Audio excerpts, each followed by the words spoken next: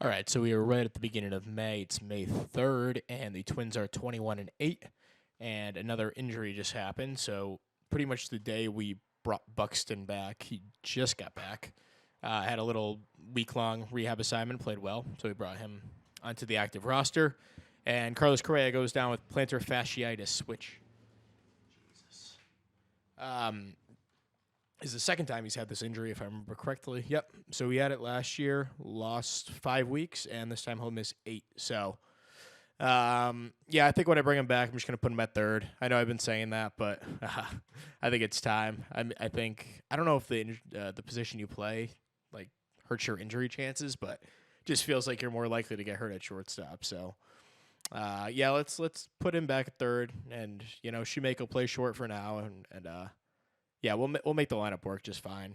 That actually it works out fine because if it was going to happen at any point, Mercedes can now stay in the lineup. He's been incredible. On pace for about 5 WAR. That would put him in the Rookie of the Year talks. I presume. I guess we can go over how everyone's doing. So let me see. What the heck? Wonder if that's showing the right scope. So let's go through how the team's doing. We'll sort by WAR. Palencia got off to a little bit of a tough start, but has absolutely raked and, silenced all of that. And he's also playing a positive second base according to zone rating. So great to see. That's our stud. You got him for the next until 2038. So pretty cool there. Emmanuel Rodriguez is second in WAR, 330 average, 132 WRC plus, on pace for 7.2 WAR. DeMartini, third. A bit of a step back from last year, but, still WRC plus at 140, on pace for over 5 WAR. And we already talked about Yasser Mercedes. He's been incredible. Calabrese has been, his usual self. About a 10% walk rate, 20% strikeout rate, and going to put up like 2.5, 3 WAR. So he continues to play well. He's played almost every game, which is interesting. Maybe when I copied the lineups, I screwed it up. Yeah, I probably did. But anyway, let's keep going. Antonio Gomez has been good as a backup catcher, but only in 18 at-bats, so nothing crazy there. Shoemaker has not really done it with the bat, but 85 WRC plus with his glove, I will absolutely take that. He'll go over to short. Trevino has not done much of the bat, but his defense is really good, so no complaints with that. Cody Schreier's had limited opportunities, but played well. And then Brooks Lee has been a little disappointing, but I'm sure he'll turn it around like he always does. Some other guys who have been like on the bench but have gotten a bit of playing time. Kevin Sim, who bursted onto the scene last year. He was playing pretty well, but overall not great. Then Mason Hours played pretty sparingly against lefties, so there we go. There's the hitting, the pitching. We took Huang out of the closer role. He blew 3 saves and 11 opportunities, so I thought it was just probably time. That was a stupid experiment anyway. I don't know why I even bothered. So I moved Connor Phillips into the closer role for now. We'll see with him. But Liendo and Dean have both been good. And then Cantorino, Chase Petty have been solid. Hidalgo, not so much. We'll see about him because, his FIP is ridiculously high. And, Huang, even though he got ripped out of the closer role, he wasn't that bad. So then Song also playing pretty well. Then in the rotation, we're not really getting much length from these guys, which, I don't really love. None of them have great stamina besides Nola and Freed at this point. But, they've all pitched pretty well. So Henry, 3.60 ERA. Nola, an ERA under 2. He's been awesome. One of the few guys giving me length, which is big. And then Culver's pitched well. Freed's been fine. A little worse than league average, but he's been okay. And then Hernandez has been good, but not really giving me the length. He's only, I don't think he's gone over 5 innings. I know his stamina is only 40, but come on, dude. You can't freaking give me a little bit more than that. But anyway, so the pitching's been fine, and the hitting's been really good. So there we go. We're first in runs against and 6th in runs scored. So I guess it's actually the opposite of what I just said. But we're going to sim ahead and get back to you guys.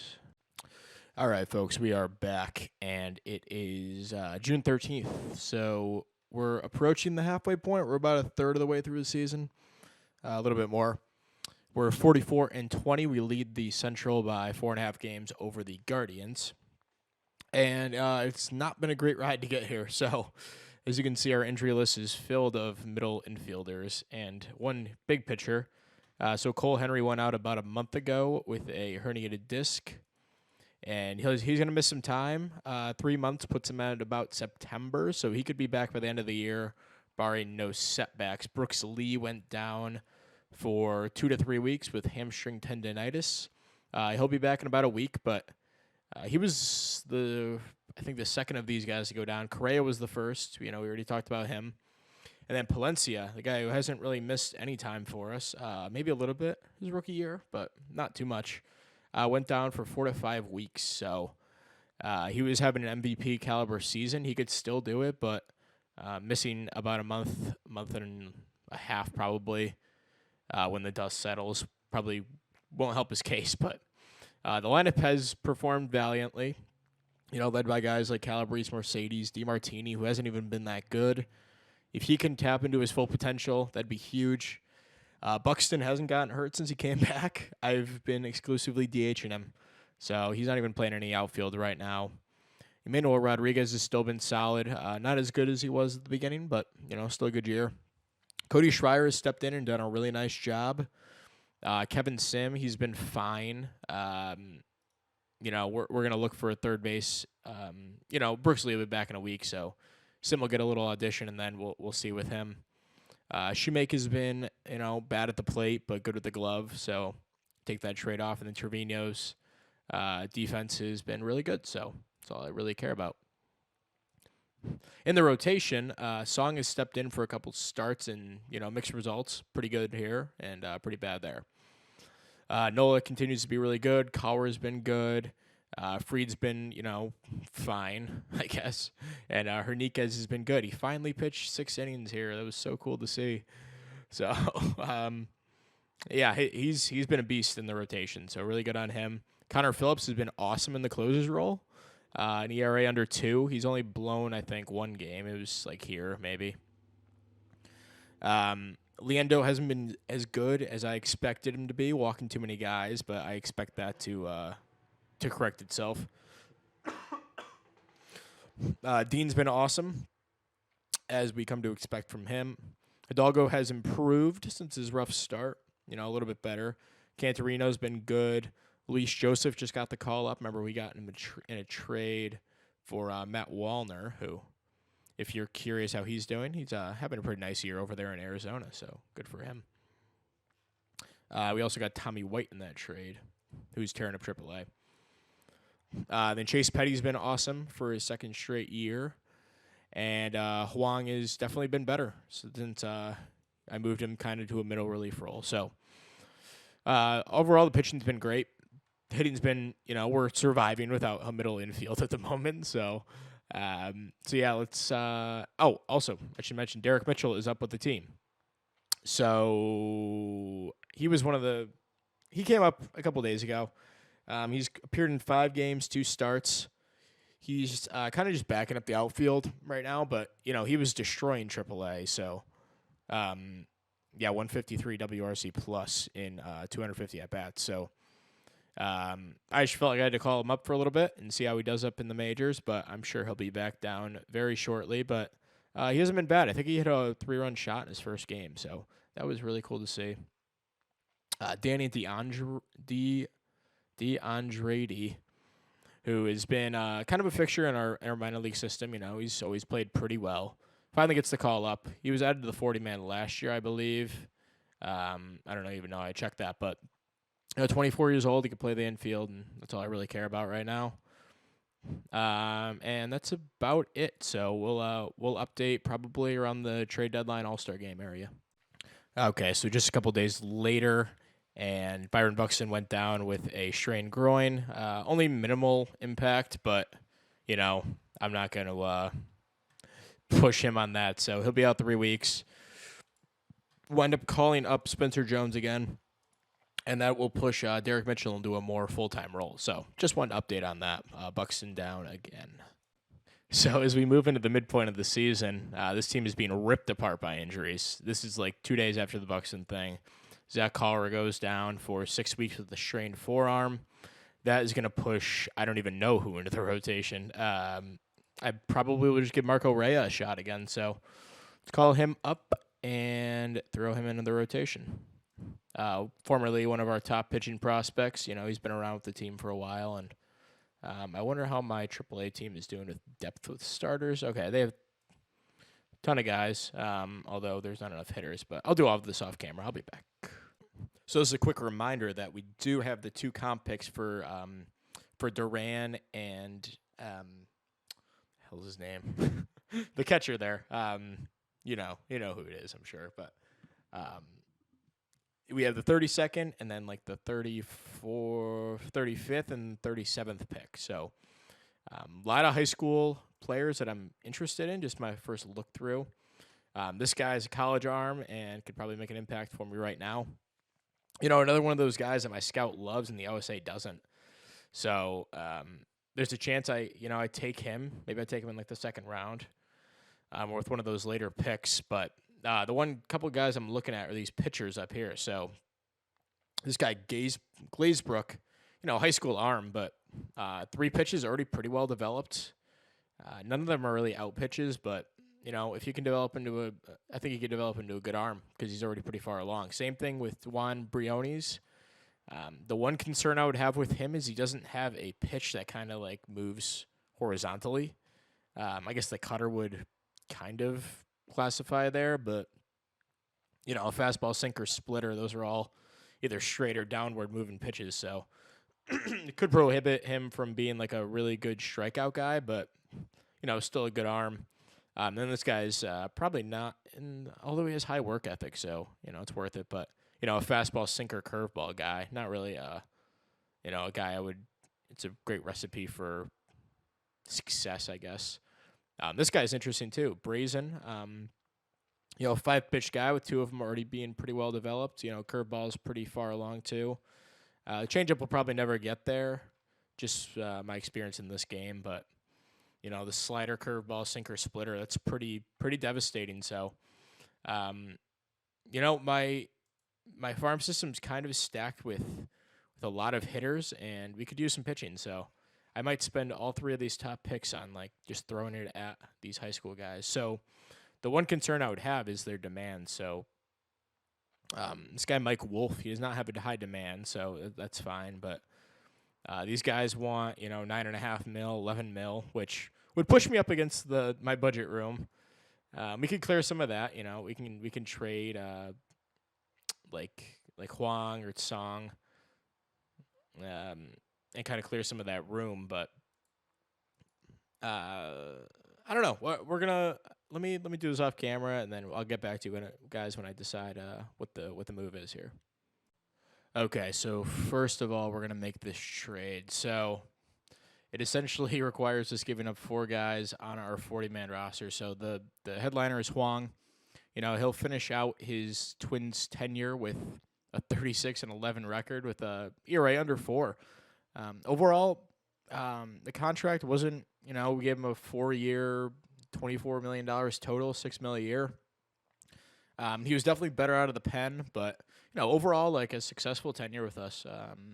If I can go back, I probably wouldn't have done the contract, but he'll finish out here. David Garcia thing was a disaster. He had the one good season, like this first year, where I thought he was gonna be like our star, like at least our starter. And then he just completely fell off the face of the earth. Hasn't hit in AAA, so I'm done with him. We're also gonna go Hidalgo here, who is kind of just run his course here. He's not really the pitcher he once was. I think he was a top 65. Yeah, he was number 65 at one point. Prospect. And it's just probably not there anymore. So we're gonna give him up to clear just like $860,000, and also Cantorino. Probably the last time I'll have to say his name here. Thankfully. he's a pretty good pitcher, but he's out of options, and I had kind of had to throw him in for them to accept this deal. So we're just getting Colin Poche, former Twin. We're getting him back, but he'll probably just sit in AAA for me. But yeah, it's mostly a salary dump. Clears up $4 million, and yeah, so let's do that. I know, yeah, the fans are going to be sad to see Huang go, a fixture in our pen, but that sets up this move. So we have 3 picks in the top 35. We have 33 or 32, 35, 37. And I know who I'm going to take with these picks, pending them being available. So our first pick, we're going to take Glazebrook. I mentioned how I like him because he has 5 different pitches he can go to. A lefty, potentially front of the line starter. So he'll be our first pick.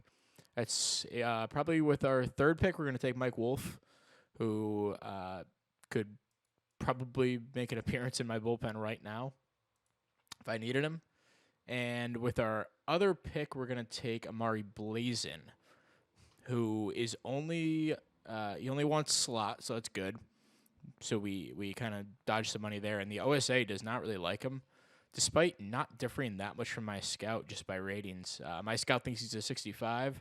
The OSA thinks he is a 25. So, I don't really know the difference in our scouting evaluation. My guy thinks he's going to be a 1 starter. There's the thing, he's not going to make the majors. Nonetheless, we're going to take these guys. So, my first pick will be Glazebrook. We'll take him and give him his $11 million bonus. And we have, let's make sure. Okay, so they took Jake, pretty good pitcher here, Lipinski. And then we have one more pick. Okay, so they took Juan Briones, another guy I was looking at, but I didn't like him quite as much. So our next pick, we're going to take Amari Brazen, although maybe I should look around a little bit. This Jack Rucker guy's pretty good looking. Yeah, I shouldn't rush into these picks. No, I'll just look around really quick. Tim Ayers would be a really good reliever at some point to take. Mike Wolf, I could probably get a little bit later. The OSA really is not high on him. And I doubt any other scouts have caught up to that one. So, yeah, personally, I think actually this Jack Rucker guy, ground ball hitter, which I don't love, but he has high work ethic. He can play shortstop, but probably more of a third base, second base guy. He can play a little corner outfield too, and a left-handed bat, which is pretty cool in the infield. And this bat, if that comes along, can be a pretty good hitter. So we're gonna hope Brazen lasts 1 pick and take Rucker here. He only wants $1 million, so that's way under slot, which is really good. And cool. So they take David Arroyo, and then we'll take Amari Brazen with this pick, which is number 37 overall. And he wants 3.4 mil, little over slot, but we have the money for it, so perfect. All right, so our next pick, I figured we'd still have Mike Wolf here, so he has really high standing. He could probably start at some point. Unless I want to take a chance with another, but I don't like his pitch mix here. This guy's interesting, Chris Minor. Guy with really good fastball, side armor. I don't love that. But he has 3 pitches that are pretty far along. Matt Bland. Ooh, I like this a lot. 18 years old with a slider, curveball, sinker, and splitter, all pretty developed. Changeup might not get anywhere, but the knuckle curve could. Ground baller. Let's see what my scout says. He says number 3 starter. He does want $2 million, which freaking cars driving by, which is over slot. We're gonna probably spend a lot of money in this draft. We could trade like Song here. Again, I don't want to take away too much from our current roster to be able to make these moves, so maybe we'll just pass on Bland and go with Mike Wolf, who wants way below slot value. So boom, we'll do that. There was our second round pick, and I'll do the rest of the draft off camera, but there's the first 3 picks we made. So just to recap, Glazenbrook was our first pick, 32nd overall. And then we took Jack Ruckert, 35th overall, and Amari Brazen, 37th overall. So there we go. I'll update after the draft. Okay, so we are here just after the All-Star break. Palencia just got back, and this will be the first time this season where we have a fully healthy lineup. So that pushes Shoemake to the bench, along with Schreier, Jones, and sometimes sometimes Calabrese, depending on the day. I'm running with 12 pitchers right now just because we just got out of the All-Star break. The bullpen looks rested, and I didn't really want to send any of these guys down. So first game with the full lineup this season. Let's just sim it and see what happens here. So we lose 4-1. That's unfortunate. Teddy McGraw also in that game made his MLB debut. So he was tearing up AAA, and I thought I'd finally give him a shot in the rotation since we have an open spot, and he fared pretty well. So I'm excited to see what he can bring. Noah Dean looks like he kind of imploded in that game, and then Chase Petty continues to pitch well. So we will update probably at the trade deadline. I don't have any money to really make any moves, but it's possible we could still swing something with, like, trading for a guy, they retain all their money or something. But I'll get into that as we get closer to the deadline here. All right, so first trade at the deadline. It's been a while since we made like a decently sized move. So here we go. We will be trading Danny DeAndre.